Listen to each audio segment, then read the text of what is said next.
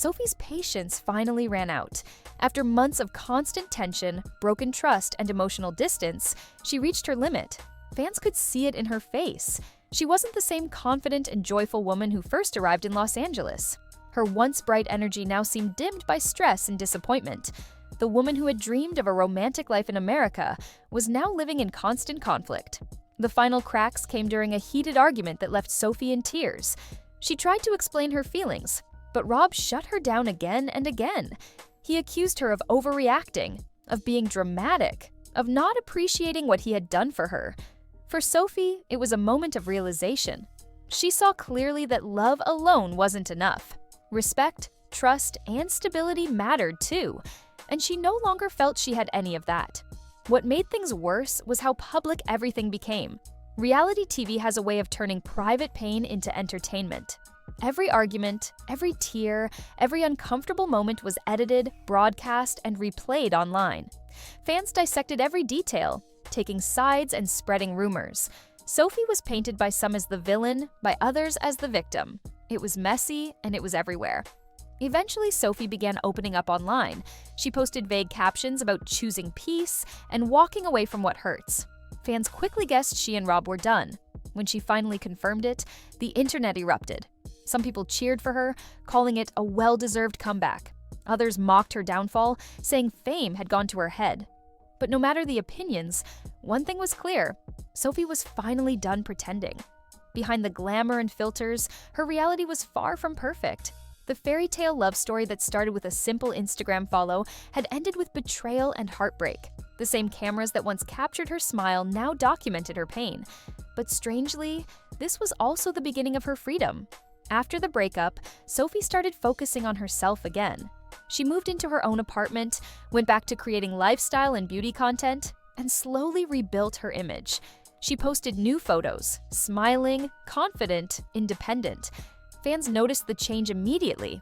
She looked lighter, happier, and more authentic than ever. She began addressing the rumors too.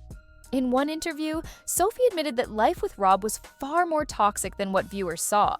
She said that many fights never made it on air, and that the constant pressure from the show made things worse. Living together under the eye of producers while trying to fix a broken relationship was a nightmare, she said. But the internet never forgets, and Sophie's name remained linked to controversy. People brought up old clips, questioned her motives, and debated whether she joined the show for fame. Others defended her, saying she was young and simply fell for the wrong person. In many ways, Sophie became a lesson in how quickly public opinion can shift, from admiration to criticism, from sympathy to judgment.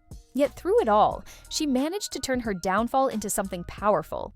Instead of hiding, Sophie started using her platform to talk about self-worth and unhealthy relationships. She told her followers that no one should feel trapped, no matter how deep the love once was. She spoke about learning to rebuild confidence, about forgiving herself for staying too long, and about trusting her instincts again.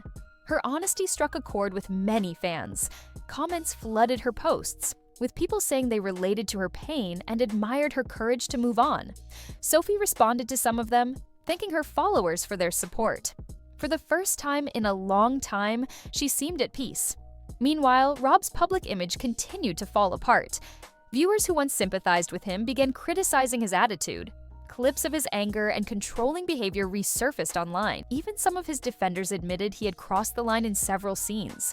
By contrast, Sophie's decision to leave started looking less like drama and more like strength. It's strange how the same show that caused her so much pain also became the reason people started respecting her again. Fans began calling it Sophie's redemption arc.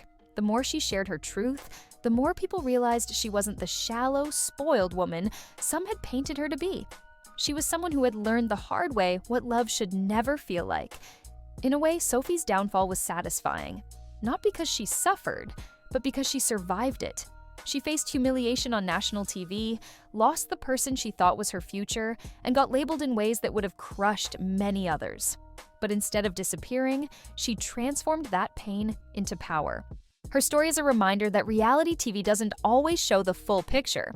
Behind every dramatic scene is a real person trying to make sense of their life. For Sophie, her story started as a love story and turned into a cautionary tale. But it didn't end in defeat. It ended in growth. Now she's back to doing what she loves: creating, traveling, and focusing on herself. She's not the same girl who once looked into the camera with tears in her eyes. She's stronger, wiser, and no longer afraid to set boundaries. When fans comment on her new posts saying, "You look happy again," Sophie simply replies with a heart emoji. No long captions, no explanations, just quiet confidence, because sometimes the best revenge isn't proving anyone wrong. It's healing, living well, and letting your peace speak louder than your pain. In the end, Sophie Sierra's downfall wasn't really an ending at all. It was a reset, a painful, public, but ultimately powerful step toward a life that finally belongs to her.